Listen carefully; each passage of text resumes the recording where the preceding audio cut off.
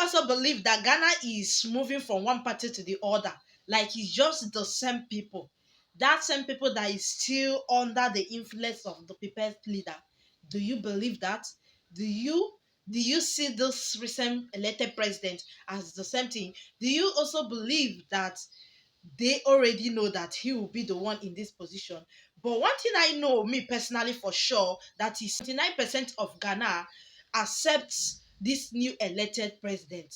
Like with the reactions of Ghanaians, it shows that he is the man of the people, the choice of the people.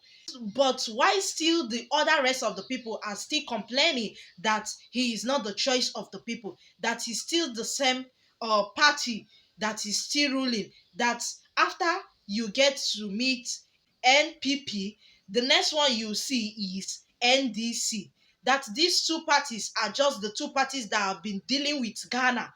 I don't know, but I have few videos that I'm going to play here. You get to hear from some other Ghanaians on what they had to say, and we also get to read from Nana Kweme.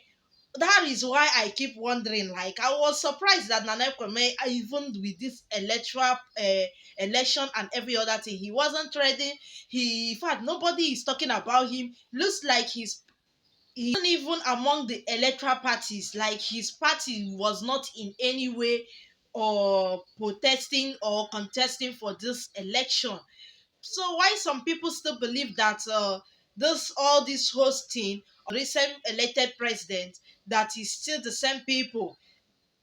Anyways, let's get to hear from this guy. Let's watch this video before I'll read the recent words of Nana Kweme Obindiko. Obindiko. If I murder anybody's name, you people should pardon me, okay? Yes. Let's head into this video. Ghana is really fucked. Stay with me for a minute. I've been seeing people go under influencers comment section and be like NPP or NDC, like basically asking them which parties they are voting for. Well, I believe they can tell you, they can choose to tell you, or they can choose not to tell you. I personally think no influencers should influence your decision of who to vote for. I have a theory behind it, but you guys are not even ready for that whole conversation, so I'm not even gonna tackle it. But personally, no influencer, and absolutely no influencer, should influence your decision on who to vote for, because you live in Ghana, you live in the country, you've experienced everything that is going on in the country firsthand. So if you anybody, and I'm glad nobody came to ask me, oh, like, who are you voting? Well, I don't even live in the country. Anyways, absolutely no influencer should influence the decision on who you vote for. Now, why Ghana is fucked is because people argue Ghana is a multi-party system, but you and I both know Ghana is not a multi-party system. It is a two-party system. And I'm going to hold your hand with the napkin in between when I say this. These two parties are going to keep rotating and rotating and rotating and rotating for the next 30 to 50 years. Trust me. If any other party is going to come into power again, it's going to take about 30 to 50 years. I left to the decision of picking who is less likely to fuck us over and make everything go, like, downhill and, like, guess what, totally. Which is really sad if you think about it, because I am 21, and no matter which kind of citizenship I have, no matter where I stay, Ghana is still home to me. Like, my umbilical cord was buried in Ghana. My mom still lives in Ghana, so Ghana is still home for me. And it's like, it's really sad. Like, if you think about it, it's really been thinking about it. I'm like, when did it get this bad?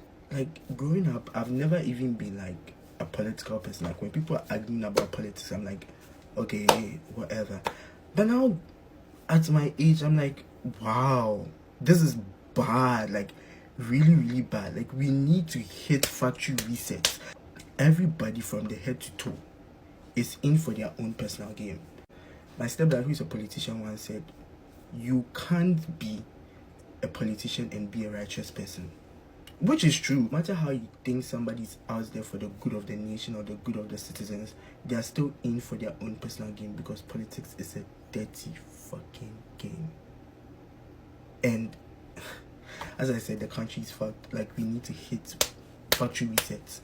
Like, we need to go back and start all over from scratch again. Vote, choose not to vote. at the end of the day, it's bad.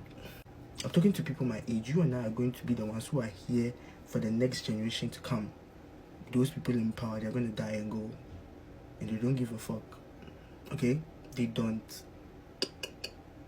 That's why I say we are fucked. Do you We, believe? Do we you need agree with saving. this guy? Honestly, we don't need It's saving. A whole obvious, lot of saving. and this is one of the similar things that always happen in my country. Like you get to see either from PDP or you get to see, like, even before the election they already know who will win. This thing drew my mind to what our INEC chairman was saying, that they did what they did, and they learned from Nigeria. Is he trying to, with what the perspective that this guy is reasoning this thing, his own understanding, reasoning it the same way, and understanding what the interview that our INEC chairman, that corrumpu INEC chairman, what he said towards Ghana, it looks like they already knew the next person, because they are not going to extend it to any other party apart from NPP or NDC. Well, what do I know, since it's Ghana's choice? But let's read the last one from one of our African pen waiting self. So his recent tweet, what he said, we all live to see in this country for the next 4 years mentally enslaved people, people who do not know why they are voting. They just know that it is just an anniversary that they need to partake in every 4 years, not even reasoning to know that it is the time and their right to choose and decide who leads and manage their citizenship. Farewell. Psychologically, politically, and emotionally drained and illiterate people, Nana Kweme, we are still behind you. You will continue to fight for economic freedom.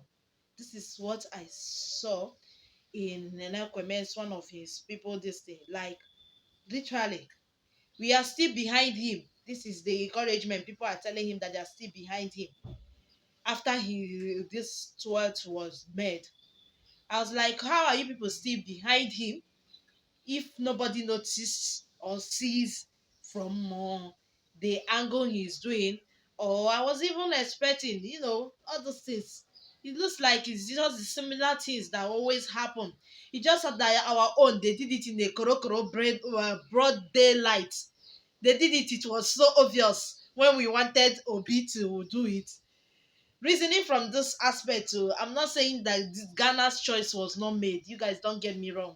But I was saying Ghana's choice was made under the same similar party, which shows that we are still going in that the same direction of using our mandate, our authority, our resources, and still under kind of enslaving we Africans, Ghana. And just that Nigeria, they did it in a day broad light, that it was so obvious that the mandate was stolen from us. Anyways, Nana Kwame is speaking facts, which is, I kind of see his vision similar to that of this Burkina Faso's guy. We don't want anything to have to do with enslaving. Don't want to have anything to do with slavery, or allowing these people to continue to milk us. Hopefully this new elected will stand different and firm. But knowing the kind of party he's inside, the ruling party, the party that keep on turning these two parties, it's very hard. His hand will be too tight to do something different from what they usually do. Anyway, guys, let me know what you think. I just thought of sharing this. We should also see from this aspect. Okay? Don't come for me, you Ghanaians. I did not say that you people's choice was not made.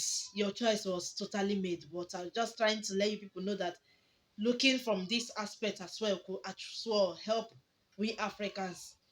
See you guys in my next video. Ciao.